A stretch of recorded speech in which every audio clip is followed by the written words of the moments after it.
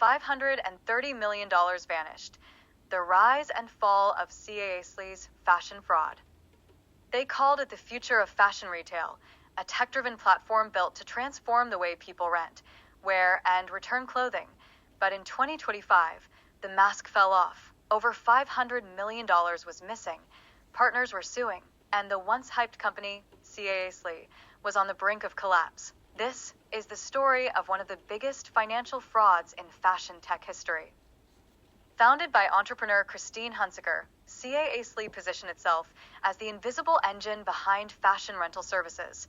Their tech-enabled brands to offer rental as a service, allowing customers to rent clothing from major retailers like Express, Vince, and Rebecca Taylor. At its peak, CaaStle was handling logistics, dry cleaning, shipping, and customer management for dozens of retail brands.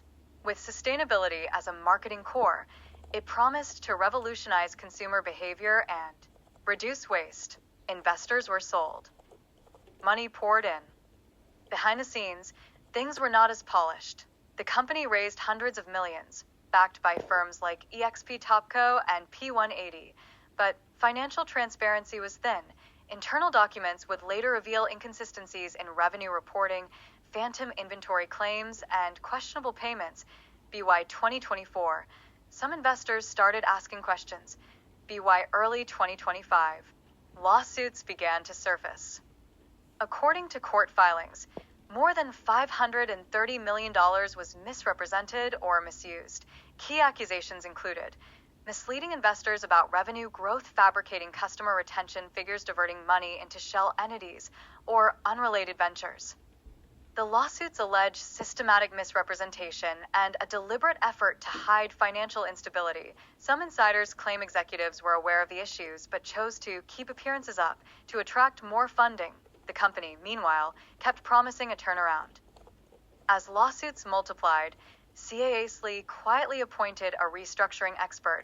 Talks of bankruptcy under Chapter 11 began. Brands severed ties. Employees were laid off. Some services were abruptly shut down, leaving customers confused. Behind closed doors, the company scrambled to protect assets and limit legal fallout, but it was too late. The empire had crumbled. eXp Topco and P180 filed high-profile lawsuits alleging fraud, negligence, and breach of fiduciary duty. Christine Hunsaker, once a darling of fashion tech, is now at the center of multiple investigations. No criminal charges have been filed as of yet, but financial regulators are circling. Industry insiders say it's a wake-up call for the fashion tech sector, which often prioritizes speed over scrutiny.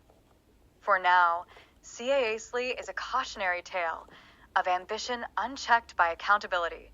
The company promised to reshape fashion.